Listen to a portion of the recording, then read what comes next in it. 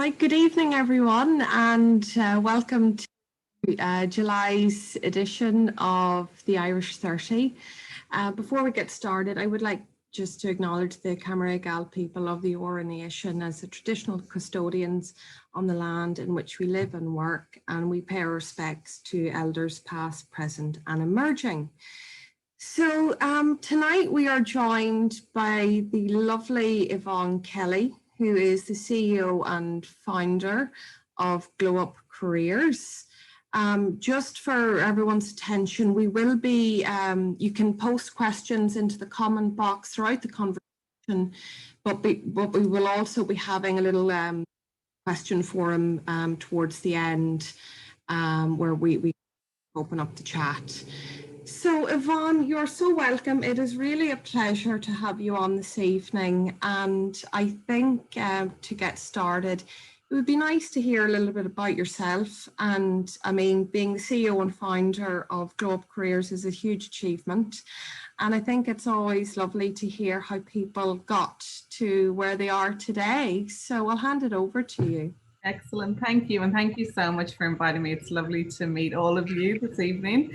And yeah, I'm originally from Dublin. Grew up in Dublin, always loved traveling. So when I finished school, I went to DCU and studied business. And yeah, had a great time. Had 4 years studying. A week after I graduated, myself and some friends jumped on a plane to Australia to go backpacking and travel around the world for a year. So we came and lived in Bondi. We did all the usual Irish backpacker things. Had a great time. I had studied in my business degree human resources, and that's what I just loved. That was the subject I liked most. So when I got to Australia, I thought I really want to use my degree and get some experience. Even though I was backpacking and traveling, I thought that would be great to get some HR experience. So I started at the time, there was phone books. So I went through and looked at recruitment agencies, and I started with luckily I didn't have to get very far, and I found a recruiter that I reached out to, and I said, look, I'm looking to get some experience in human resources. Is there anything that you can help me with? And he said, actually, we've got a job in our office if you want to come in and work with us for a little while. So I did that in Sydney. So in our backpacker's house, I'd get into my suit and head into the office. And that was great work experience. So I was only allowed to work at the time for 3 months, I think, with one company. So I worked with them in Sydney. Then I went backpacking down to Melbourne, and their office offered me a job in Melbourne. So I was staying in a backpackers at that time in bunks. And I remember having to get up in the morning, put my suit on. Everyone else was sleeping in, and yeah, go to a really corporate job. So that was such a good experience, and I loved working in recruitment, and ended up traveling and going back to Ireland. And I got a call from Melbourne from the recruitment agency to ask me if I'd come back, if they would sponsor me. So I made that all my friends had gone back to Ireland, and I'd got a job in Dublin again, and I just thought, wow, this is such a great opportunity. I can't kind of miss this opportunity. So packed my bags again, came back to Australia by myself this time. And one of the ladies that had worked in the backpackers actually invited me she picked me up from the airport and let me stay in her home. It was just so nice to have that welcome, you know, coming back for a kind of a full-time job and not knowing, being out of that kind of backpacker scene. So yeah, I think I was really lucky to get the opportunity that I did. And so I worked with this global recruitment agency for a few years. And then I thought, I'll stay for like 3 years and then I'll go back to Ireland. And I'd lined up a job actually in London with the same recruitment agency, and I was taking some time off. And they said to me, if we give you 3 months off, will you come back and we'll promote you? And again, I just thought, wow, that's a great opportunity. I went and did some more backpacking around Asia, went back to Ireland for a bit, and then came back to Australia and took up a team leader role. So yeah, I just felt in my career that I always got opportunities. I had to make a decision, but it was always kind of between moving back to Ireland or staying. And then at a quite a young age, I got the opportunity to own my own recruitment business. So I I did that. I took that opportunity again over going back to Ireland, and I ran that business for 10 years. So that was really successful and a great experience. It was called KISS Recruitment in North Sydney. So, and then I was able to help a lot of other Irish people get temp jobs and place them in roles, and I really enjoyed that part of it. And I think Una and I were chatting the other day, and we were just saying that I think in those initial years, especially as a backpacker, you're surrounded by a lot of Irish and you're in that zone. I think when you come back as a professional, I tended not to really interact with Irish people as much. But then over the years, I thought, oh, it would be lovely to connect back into that, to my Irish community, and met some really good people who really have kind of still support me to this day. So I was so delighted to be able to speak here, and I think it's great to connect with other Irish people. So then I had this successful business for 10 years.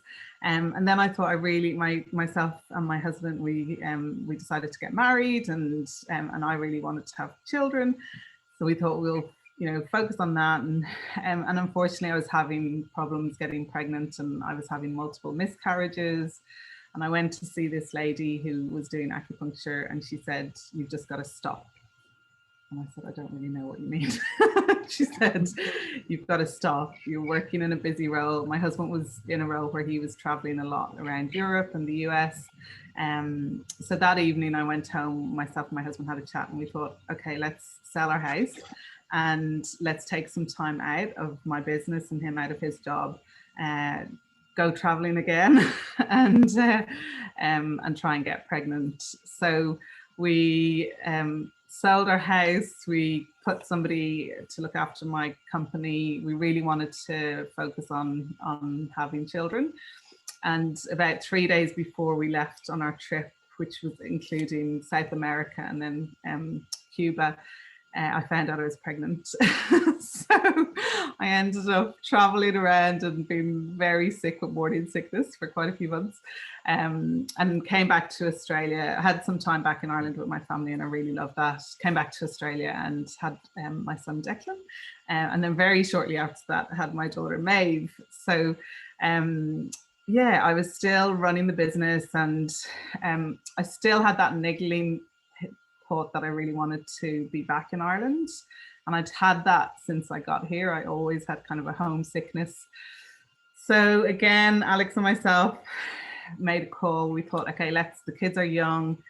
I decided to sell my business, and I was also suffering with postnatal depression after having my daughter. So it was a really pretty dark time. And I thought I really just want to get back and connect with my family and have some time with the kids. So we packed up everything, we shipped everything to Ireland, and got there. We were all excited. And when we got there, it was at the bottom of the recession. So that was about 7 years ago. And it was really tough. We were very positive and we were very optimistic. And we hadn't considered that our credit history wouldn't transfer with us. So getting a bank account, we had to pay our rent 12 months in advance. So that was really tough. And then we started to look for work, and it was impossible. We both come from like really successful careers, and we hadn't done a lot of research, or we were just kind of really backing ourselves and thinking, oh, we'll go to Ireland, we'll get jobs, it will be great.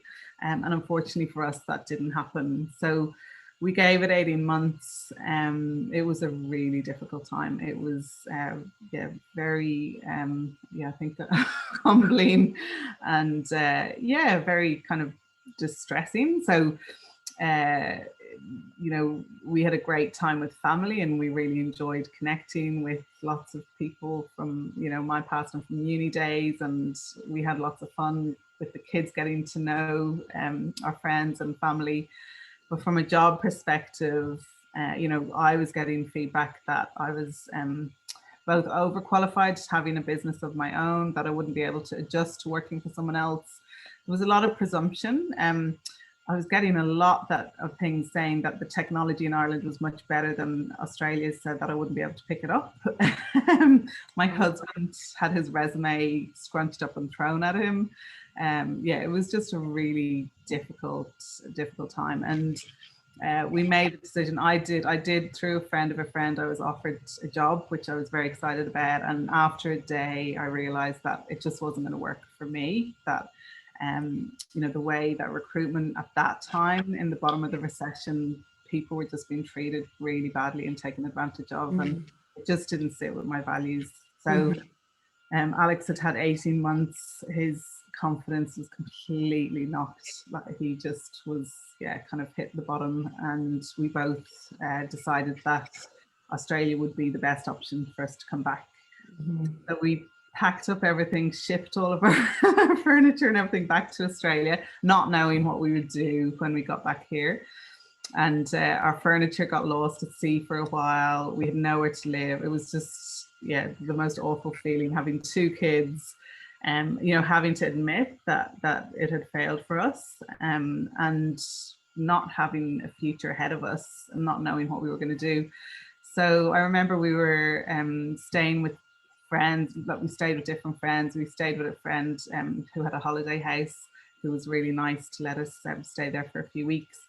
And we took the kids down to the beach, and we were trying to be positive and support each other. And I remember we were sitting on the beach and we were like, what do we do now?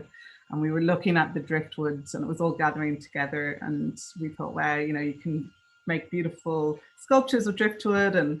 And we thought, maybe we could set up a recruitment business and Alex could join me. He had worked in the pharmaceutical industry, so completely different. And we thought maybe we could call it Driftwood. And when we were sitting there, we started to kind of contemplate and say, wow, you know, if we feel like this, we're Anglo, we speak English. We went to Ireland, which is where I'm from. His surname is Kelly. He's Australian. His surname's more Irish than mine was. So he's got Irish heritage. And if we really struggled in Ireland to find work, we thought, like, what is it like for people that come to Australia who don't speak the language and don't have the culture?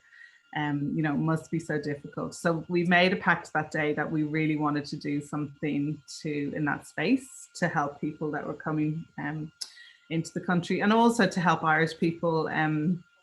So we set up our own recruitment business called Driftwood, and we still run that today. So it's a small recruitment business. And we decided to join a global recruitment network to be collaborative. So rather than just work on our own and hire staff, we decided to be part of a network group where we could support each other with jobs and candidates.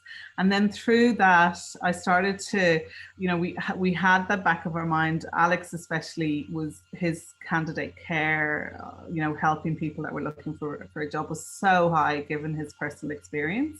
So he was always looking at how he could help people get the best job for them.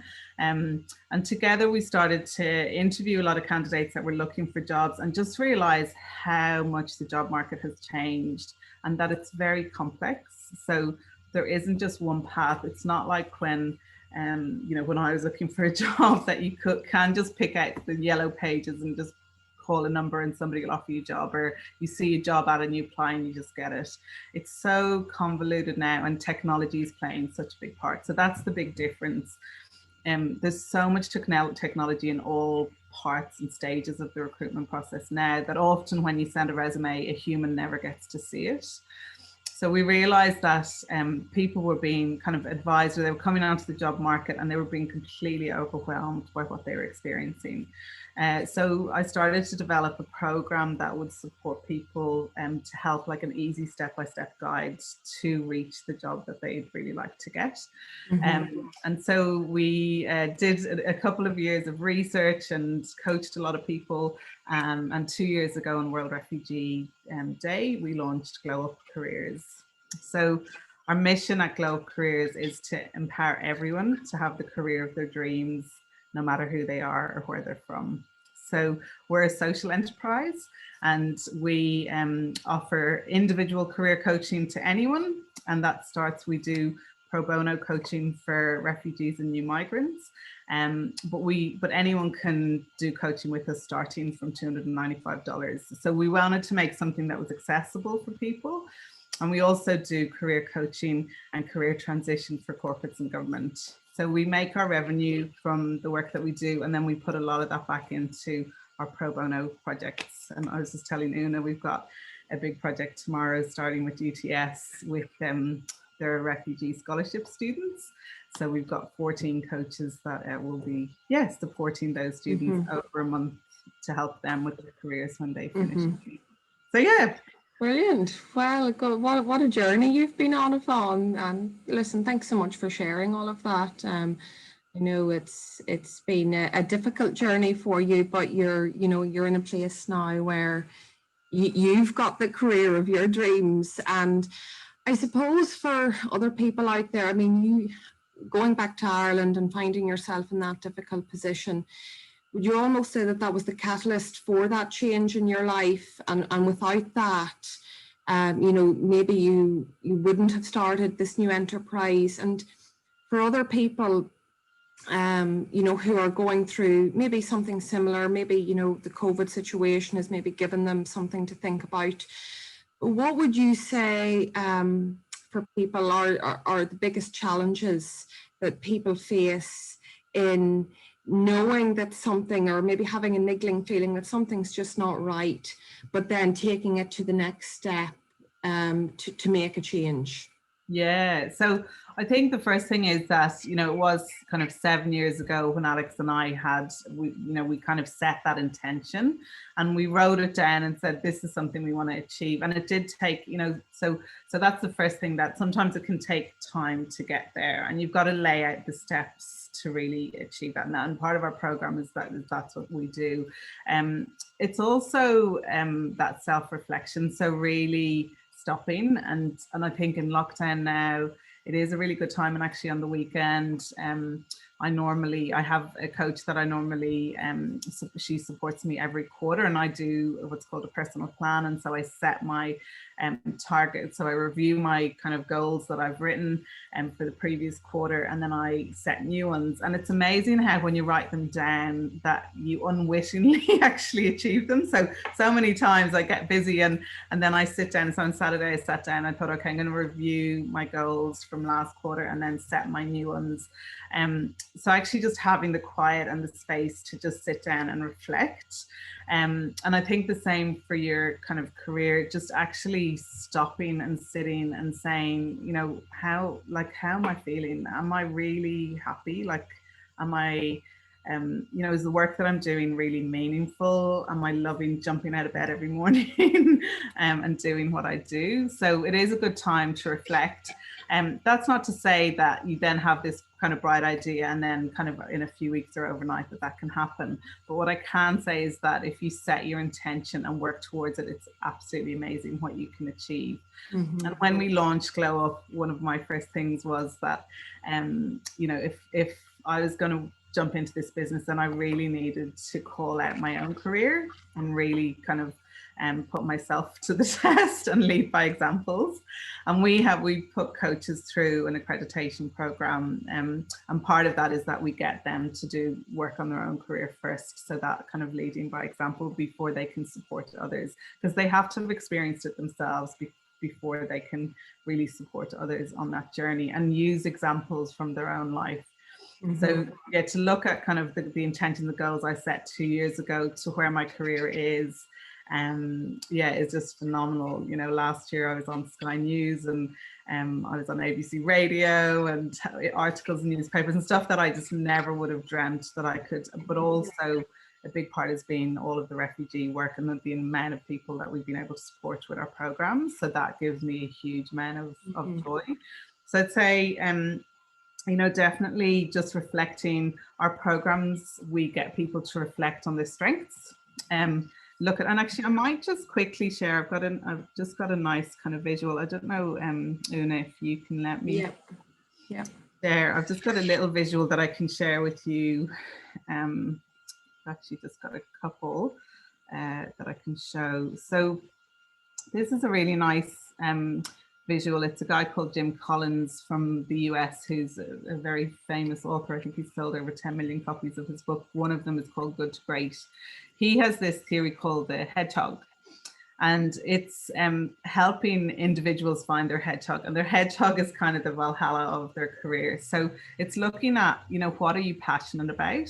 So really identifying about like what gives you joy, you know, what do you really love? And I was coaching someone recently, and part of the questions that we ask people to prepare before the coaching session is to really kind of delve in and uncover some of this. And he was like, wow, I just love cycling. He goes, I'd love to be involved like in writing about cycling. And he said he'd never really written that down. Like it just kind of came to him. But the more he thought about it, he was like, wow. And then we were able to kind of map out what that could look like. Then looking at, you know, what are you best at? Like, what are your strengths? And we use, there's some great strengths tools that are available, and there's a lot of them that are free that you can use to uncover kind of what your strengths are, but then also what can you get paid for? So that's a really big part of it. And I think, you know, if we were to move back to Ireland, we would approach it very differently now and really understand, you know, the salaries and what we could get paid for over there. In comparison to here. So if you combine those three things together, then that's your hedgehog. Like that's kind of what you were meant to be doing. And you know, talking to a lot of people who have got the balance of these three creates, and I know it's a bit of a, you know, they say, oh, you know, if you find a job that you love, you don't have to work a day in your life. But you know, I can definitely say from my experience, finding something that you're passionate about and that you're good at and that you can get paid for, you can actually then kind of create the life and the lifestyle that you want. And Alex and I really wanted to do that for our kids, is to be able to have you know, a business that was flexible, that we could spend time with the kids as they were young, and now they're 9 and 10 now. So yeah, we can put a bit more time into the business. So that's just a good kind of analogy to show you. And then once you've identified those strengths and really kind of understood yourself, so a lot of that kind of self-reflection is important. This is, I'm just going to share this one. It's then about breaking that into simple steps. So these are some kind of very simplified versions, but maybe you like cooking. Maybe that's what you're really passionate, you know, on the weekends. And often you'll do a lot of things on the weekend, and then people at work have no idea about what your passions are. Alex and I, a few years ago, interviewed a lady, and throughout the conversation, we unearthed that she was working in pharmaceutical in a really kind of legal framework type of role. It was quite a, quite kind of detailed and documentation. And but we realized that she had this really amazing creative flair, and she was designing pottery. And we ended up buying, we were the first customers to buy these beautiful cups that she made. And she's gone on to set up a stall. She sells her pottery online. She's doing really well. But at the same time, she also went into to think about in her industry in pharmaceutical where she could use those creative skills. And she actually moved into another role internally. I think ultimately she'd like to move into her pottery full time, but that might take quite a bit of time to get the revenue stream that she needs to be able to step out of full-time work to move into that. So that's just one idea. So kind of setting your goals and then breaking it into the kind of short, medium, and then long-term steps. So you might say, well, I like cooking. What is the job that I could do for cooking? One of them obviously is a chef. So in the short term, what you can do, volunteering is brilliant. You can bake cakes, sell them to friends, or set up an online shop or a Facebook. There's a lady in my local area on our local Facebook group, and she bakes cakes every week, and she'll put photos of them on and say, this one's $15, this is $20, and she'll deliver it to people's houses, and they sell out really quickly. You can study at, it might be that you need to study to get, to get into that industry. So a lot of what we support people with is around that research, like what are the things that you need to understand before you move into that role. So for me, having that kind of knowledge before you make step. Often I see people will rush out and study something thinking that that's a career pathway into a role, but it may not be. So making sure that you're kind of understanding that beforehand. So in the midterm, if you've done your research, find out, okay, well, you could study, you could work in a restaurant, you could work for a caterer. And then in the long term, you know, you can own your own restaurant, you could become a head chef, you could build a catering company. So there's lots of things. And there's a couple of other examples there. You know, with childcare, I met one of the refugees we were working with. She had a little sister, and she was telling me that she took her sister. She loved playing with her sister and other little kids. She took her sister to like a little local play gym, and she was really interactive. And the lady who worked there came over and said, "Wow, I've been watching you, how you interact with your sister and with the other kids. Would you come and work for me?" So we were working through with her then what are the steps that she could take to move into an area that she's really passionate about. So as I said, these are quite simplified examples, but it just gives you an idea as to you know, if you're really having an idea of something that you'd like to do and you're researching it thoroughly, and that kind of means you know, talking to people who work in that industry, so really understanding what they do and is that what you want to do. LinkedIn is brilliant for that. So definitely being able to reach out and connect with people who are kind of working in that industry, get their feedback, and understand you know, what the career path that they took. So often you can learn. Oh, Una, you're on mute. I suppose the biggest block that people would face is that element of fear, and the fear of not being talented enough or not being good enough, and will I be able to support myself in this new career? And yeah, I would imagine that's a very difficult thing to overcome. But as you say, once you start laying it out and you start doing your research on it, it seems to become a little bit more achievable to you personally. Yeah, you just break it into baby steps, you know, just really break it down and say these are, and it could take, like, as I said, it took Alex and I, it was kind of 5 years before we were able to launch Glow Up, and it had been an idea that had been brewing, but we were able to launch it once we knew that it was a viable idea and we could earn revenue out of it.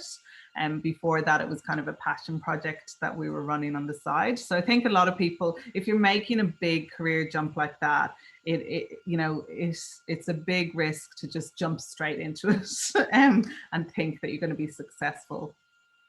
Absolutely. So in terms of, you know, moving forward with say a plan or something that you've put down, what would you say are the sort of the key things to get you started on that journey?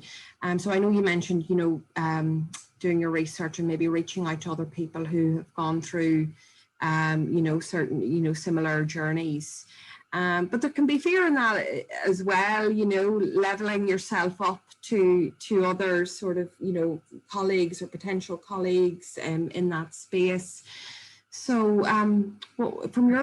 I think volunteering is a big one. So, you know, volunteering or getting experience, you know, evenings or weekends, or kind of put yourself in positions where you can really immerse yourself in that thing and learn, or do some short courses. I think, you know, jumping straight into a university degree, say, to think that that's the career path, as I said, it may not be the only career path. So if you've done your research up front, but just kind of dipping your toe in, it's like, if it's something that you're really passionate about already, you will have had probably had some exposure to what that is in some way. And then it's just about exploring different options for whatever that thing is. So for example, if you love cooking, it's got to be something that really makes your heart sing.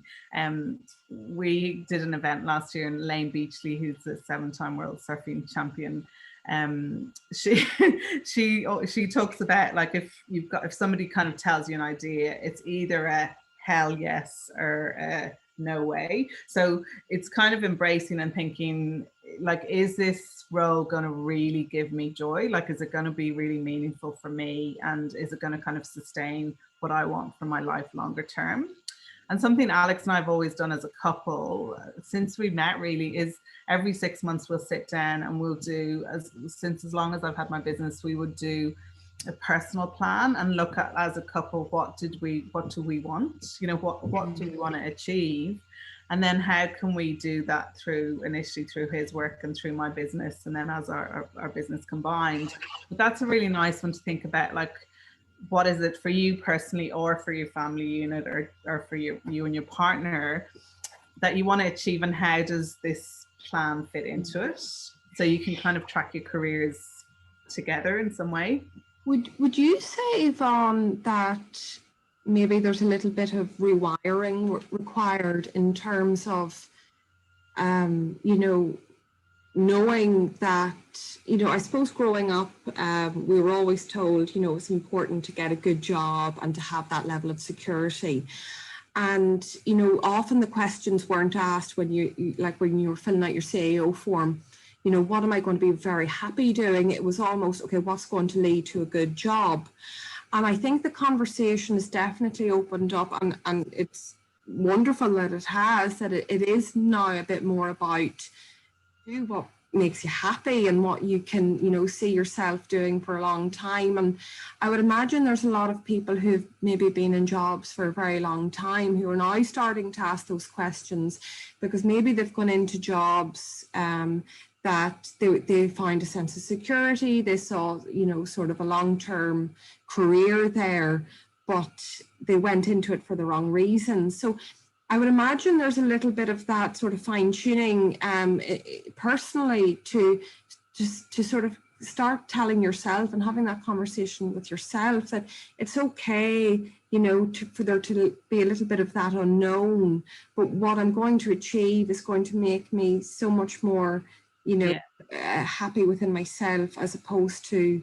And it can be a very daunting process. You know, that self-reflection piece can be very daunting, and it can be very upsetting to make that realization that maybe you've been in a job for a long time, that you're really unhappy.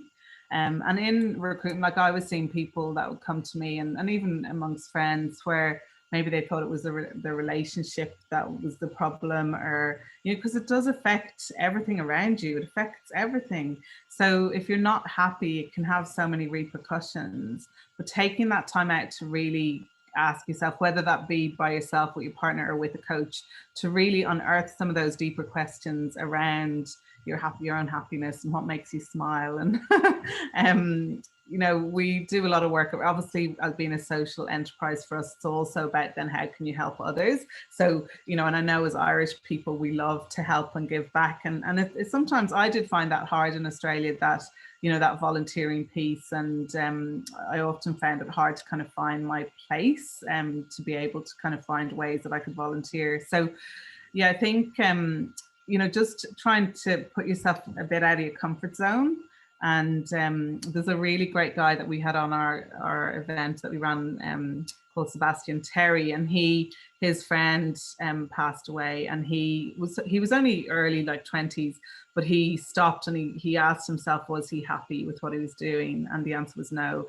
And he wrote a list of 100 things. So he now has a business called 100 Things, and he's got loads of podcasts, and he's really funny, but he helps people now to come up with things that are going to make them happy and make them smile. So I think if you're starting to ask about what gives you real joy, and I've just gone through a program with Lane Beachley. She has an online course that it's quite deep, but part of that is just to really write down all the things that you love doing and that maybe you just don't get a chance to do. And through that, like, I just was like, wow, there's so many things that I love to do that I haven't given time to do. So, you know, the answer may not come straight away. It is a journey, it's a process. But honestly, I can say, if you start to set your intention and you start to write some of these things down, you can achieve amazing, like really amazing things. Okay. So I suppose then, just to sort of summarize, so as you said, I think that list is amazing. Yes, start writing down, and keep a journal, and every time you find yourself really enjoying something, make a note of it and take a record of it. And then, as you said, in whatever way possible, through volunteering or whatever way you can, try and dip your toe into that field to give you a sense of whether that might be suited to you. And do your research and see whether it's a viable job option, whether you've the opportunity to make money out of it, and what would that look like for you. And you can have multiple, like you saw on that spreadsheet that I had, the job ideas. You can have 3 or 4 different ideas running, and then you're tracking them, and you might land on one that, and maybe a little side business that kind of you can work towards eventually, or maybe that you want to continue to do what you're doing, that you're earning a good salary, you don't really want to move careers at the moment, but you start to do more things outside of work that really give you happiness. I read a book on the weekend, and it was a fiction novel, but it was kind of talking about Marie Kondo and how, like, when you're chucking things away, and how if you hold something and say, does this really give me joy? And I love that. I thought that's similar with things that you do, on the weekends or in your life, like, what really brings you the most joy? I can say that for me, setting the intention to find a job that I just absolutely love everything that I do. If I think back to those awful days of being unemployed and, really having lost my way, now to know that I'm doing something so meaningful that gives me joy, but I'm helping a lot of people around, along the way as well. Okay, would anyone like to ask any questions on any aspect of Yvonne's journey or what we've spoken about? Feel free to switch off your mic and jump on, or you can pop it into the chat box, please. And I was going to say, then the next kind of step from there is, obviously the resume and cover letter and the LinkedIn profile, kind of all of those more practical steps once you've uncovered that kind of move that you want to make. So it doesn't have to be, it might even be that through that process you realize you could make a sideways move into a similar industry, but maybe working with a company that has better values that are aligned to yours. Or well, I think that's a good point, actually, because I would imagine it's trying to transfer industry brings up a whole new set of challenges in terms of having no experience. Do you have to start from like the bottom rung? And that could, create its own problems. And, how do you manage that? Yeah, and I think it's just through that kind of short, medium, and long-term planning, you can unearth some questions that you start, as you say, if you're journaling, you're just unearthing questions that you can, as I said, reach out and ask people that are working in that industry and really find the answers to those hurdles. And we find sometimes, again, people dip their toe in to actually try and apply for roles, and they'll quickly realize maybe who else they're competing against for those roles, or they might have to take a little bit of a different pathway to get there.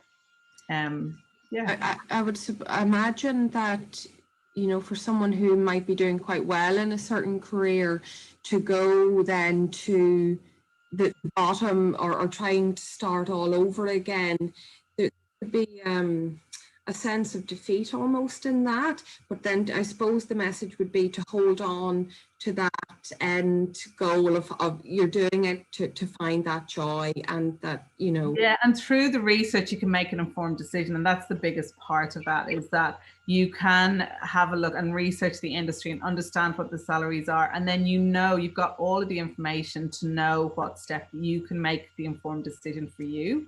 So it's not someone pushing you into that decision. You've got all the information at hand, and then you can decide when it's the right time to make that move.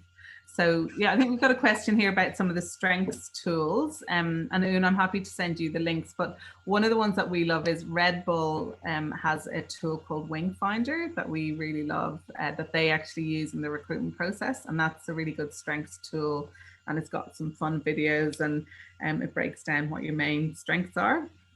An app that we use is called Values Inc., Values INK, which helps you come up with the top 5 values, and that's actually an AFL that the players use. Fingerprint for Success. These are all free as well, so it's great. Fingerprint for Success is another one that I love, and that's a strengths tool. And we've just started using another one called 16 Personalities. So yeah, 16 is it's a personality tool. So is there another one which the next question, is there another one which identifies areas for development? It's really tricky because every, depending on what direction, what role you want to go in, is going to depend on what you actually need to develop to move into that industry. So without doing that research and really understanding what kind of the job descriptions are and what they do, that's how you kind of unearth those development areas. But definitely through the kind of coaching that we do, because it's quite a holistic approach, it becomes very clear what areas you need to develop on to get into different roles. So weaknesses. So sorry, the question was, I was thinking weaknesses. Again, to me, I'm not a big fan of weaknesses. You know, when I'm helping people prepare for interviews, I'm always looking at as areas for development. So, you know, and a lot of that is kind of around the technology. Like there's always technology, there's always learning, there's always reading. I love reading books and I learn so much that way. There's podcasts. There's so many areas that you can upskill in, and you can actually become a specialist thought leader. You know, I've only been working in the kind of refugee and migrant space for 2 years, and in a very short space, I've become quite an expert in that field, and people come to me and ask advice, and we're training other community groups on careers. And so, you know, if you're really kind of focusing in on reading and learning and talking to people, you can fill those gaps quite easily. But yeah, I think with the development areas, it's more thinking about what gaps you have to fill to reach a certain job role, and how you can get those skills, whether that be through volunteering or through study, or, as I said, through learning through other people. So yeah. Any other questions? I suppose the idea of the chat tonight was just to get that sort of conversation started for people, you know, being aware that this can be a lengthy process for a lot of people, but just to, you know, start that conversation and get some ideas going for people if they're feeling, you know, a little bit, you know, just not fully content in their current role. Yeah, it might be, you know. Yeah, and actually interesting, I've been coaching someone fairly recently who is Irish, and we've actually been coaching him towards either a job in Australia or a job in Ireland, and he's been doing both at the same time, and he's actually been having interviews in both countries, and that's been a really interesting process to say when he's ready, he can make the informed decision for him as to what feels right, but he's got all his options open to him. Mm-hmm. So nothing's kind of impossible. It's got to be realistic though, and it's got to be what feels right. It's got to be what feels right for you. Yeah. So yeah, Emma's just said, thank you so much. You've mentioned many things that we've felt at times. Good to know the feelings aren't unique to us. And that's what's lovely about having a community where you can kind of support each other and be open and honest. And even when we spoke initially, it was lovely to kind of connect on lots of things that that are unique to kind of being Irish, to coming to Australia, to a new country, and going. You know, I know a lot of people have gone back, and you know, it hasn't been what they had hoped it to be. But interesting, since I've been back here in the last 7 years, my homesickness completely went away. Like all those years initially that I felt it, now I feel like I'm doing the right thing for me and for my family, and it's kind of on my terms, and I'm really happy. So yeah, I think you've got to kind of it is tough for everyone at the moment, with lockdown and being so far away. But I think you've just got to tune into those feelings and start to work towards doing something about making yourself happy again. Well said. Yeah, well said, Yvonne. Well, look, that was a lovely chat to what you do, and I think your story is fantastic, and I think many people have, as Emma said, have had similar feelings of just a little bit of unrest or needing some sort of change in life. So lovely to chat to you, Yvonne. Thank you. And please reach out on LinkedIn and connect. I can actually, I'll pop my email address in the chat as well if anyone wants to reach out and has any questions, specific questions. Wonderful. Pop that in. So it's just Yvonne@globecareers.com. Brilliant. And thanks so much, everyone, for joining us. Thank you. Thank you, Yvonne, and everyone have a good night. Thank you so much. Thank you.